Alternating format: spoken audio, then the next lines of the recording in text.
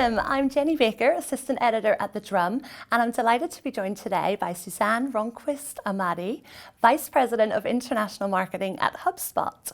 Hi Susanne. Hi, happy to be here. Today we're going to discuss why the secret to brand CX appeal is the human touch. Obviously, the business world is undergoing sort of its most dramatic digital transformation that it's seen in decades. And actually HubSpot have produced some new research called Hybrid CX in the Post-Pandemic World. So we're going to touch on that today and also discuss why and how in the new era of the consumer that implementing hybrid customer experience strategies will be paramount. So Susanne, to kick things off, but obviously today's buyers expect their experience to be frictionless. They want businesses to be easy to buy from, easy to engage with, and easy to get service from.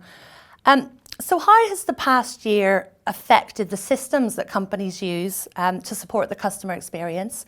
And what impact have these new expectations had on the role of CRM? Great question.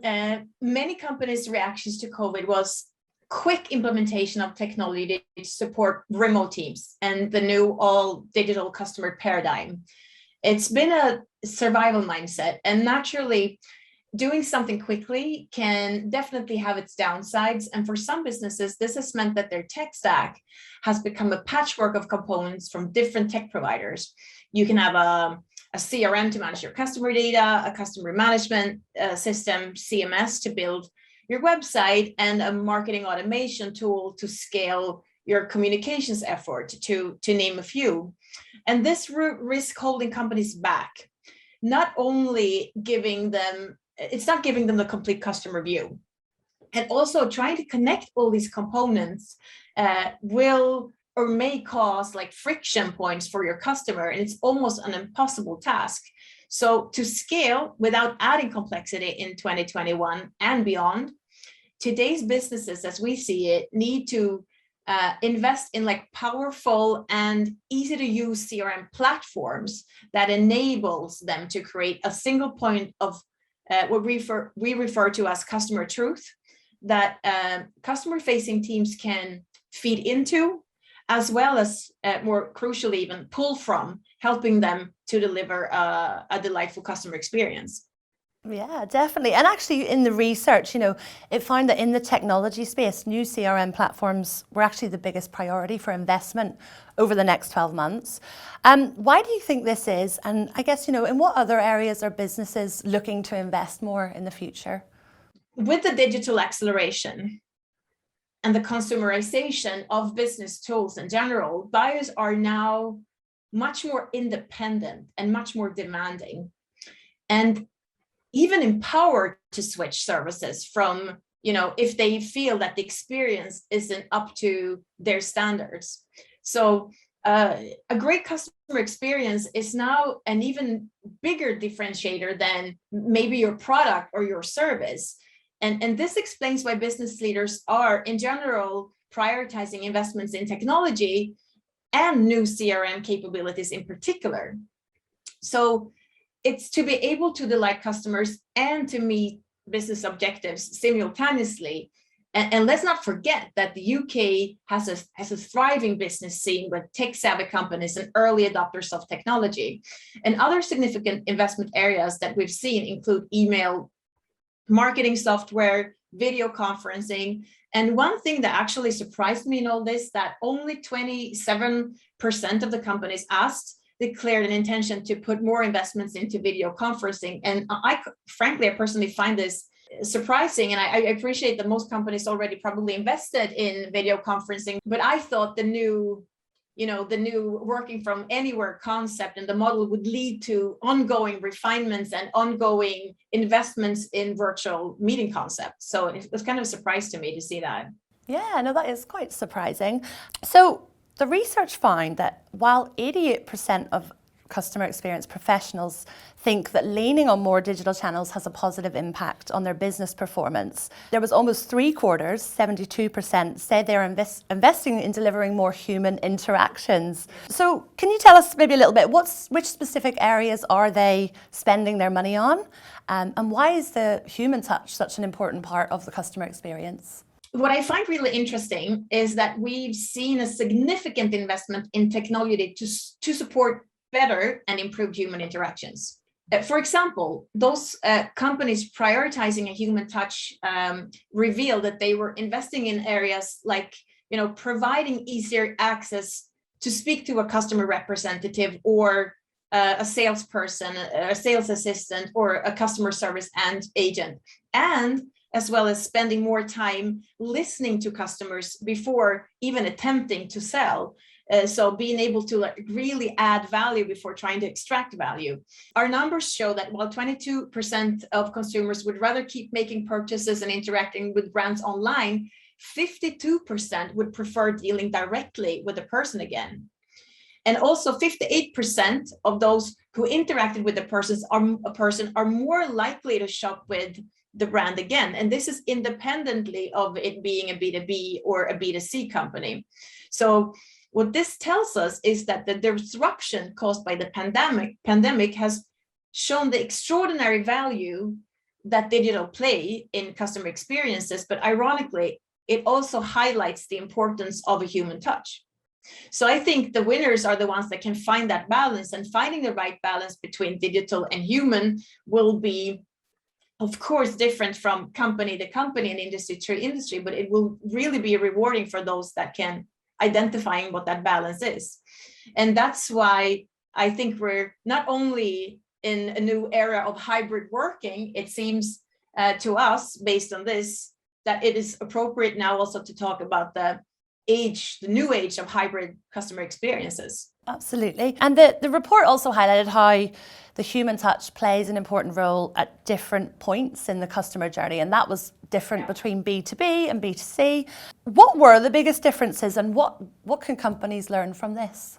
This is one of the most interesting findings and parts of our research, actually, because what we've seen that in general, the importance of human touch becomes more prominent before a purchase for B2C customers, and with the after sale for B2B customers. And in the case of B2B, the power of the human touch rings even more true, with them more likely to abort a potential sale if they don't receive the personal service they expect.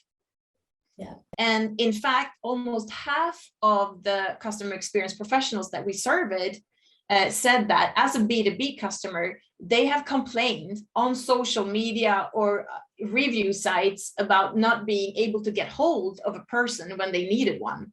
So what's clear to me and to us is that we still all crave access to helpful human beings and a friendly staff when it comes to a query or an issue around a purchase. And while businesses have to become digital first as a result of the pandemic, in many cases also our data is showing that being digital only with no access to helpful human beings is really a risk factor.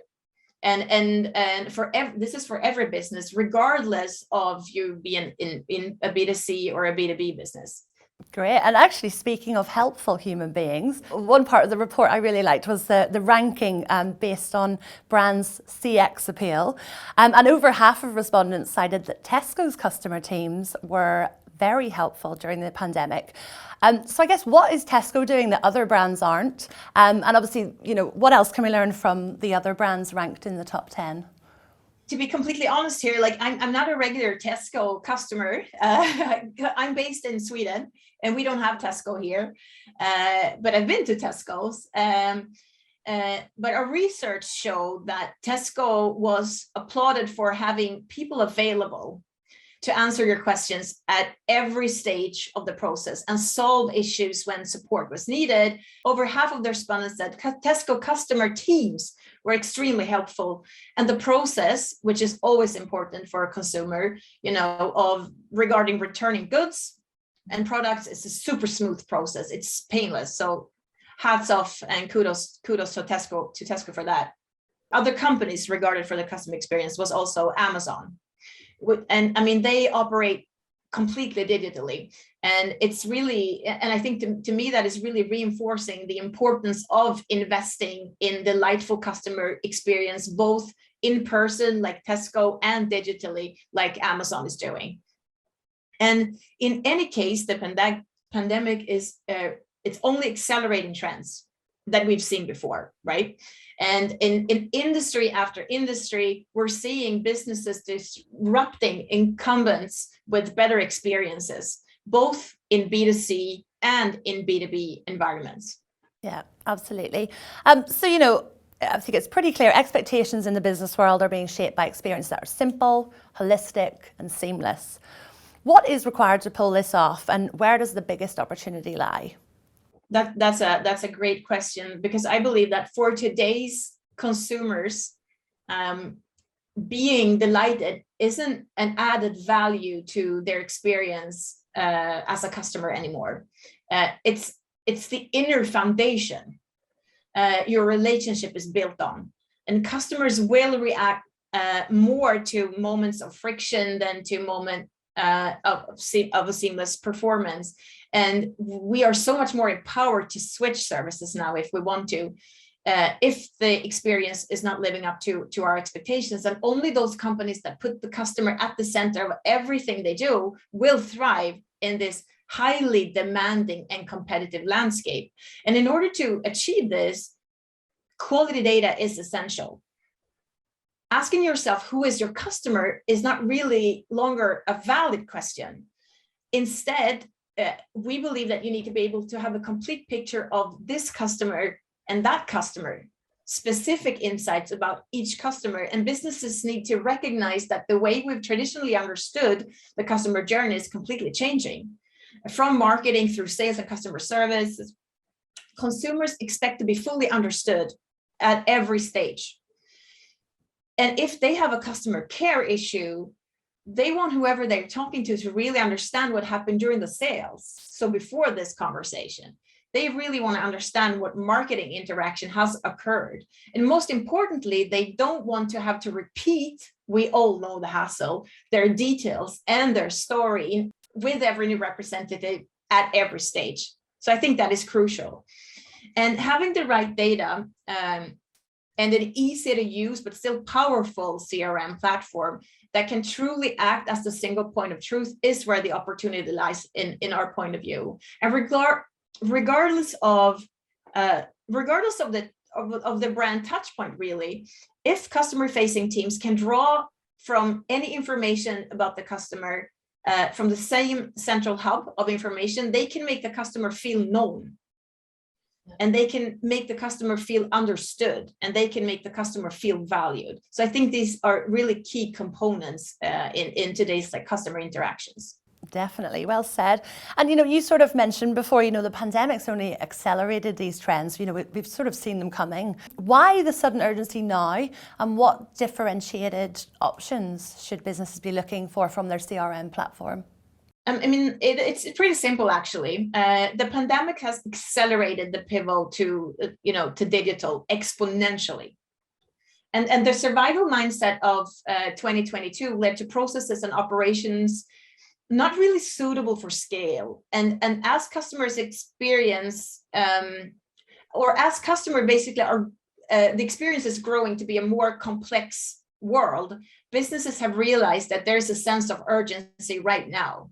And having the right CRM platform can really make all the difference in delighting your customers at all steps of the journey and making sure that they come back, time and time again. And almost every business leader feels that their tech stack is growing endlessly because of all this new technology that is coming, and because all of these new channels that are coming to our markets. And I think one of the things you should ask yourself as a business leader today: do you have a stack that is unconnected? Is disparate products living in silos? Then you're probably experiencing pain as a company, and your customers' equal experience is probably not optimal. So I think about it as an important rule of thumb is to pick a primary CRM where all things and your stack really are designed to integrate with it. And so some of these are the key questions to ask yourself as a business leader before you take a decision to invest in a CRM platform. At HubSpot, we believe that a CRM platform should be built with customer experience in mind, of course. This is what this whole conversation is about, but it should help front office teams to deepen the relationships with the customers, and it should help you to deliver the best in class customer experience.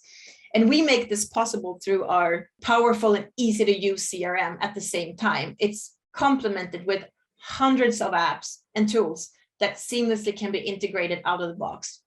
And our philosophy in this is that we don't assemble through multiple disparate acquisitions with completely different underlying tech stack. Instead, we carefully build our products in-house as building blocks, representing the user experience, which is a key thing in this. Definitely, I think words like seamless, connected, frictionless, all sort of very important. I guess, Susanne, to sort of wrap this up, we've touched on a lot of things today. If you could leave our viewers with one kind of key takeaway or an actionable insight that they can go and sort of do today, what would that be? I believe that only those companies that anticipate, truly understands, and really genuinely cares about their customer needs and wants will grow in the future. And really putting the customer at the center of attention will help you thrive in an extremely competitive landscape that we're in today.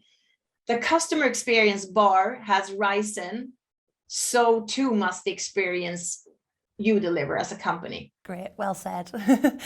Susanne, thank you so much for taking the time to speak with me. That was really interesting. And thank you at home for watching. Hopefully you gained some great insights from that conversation. We'll see you soon.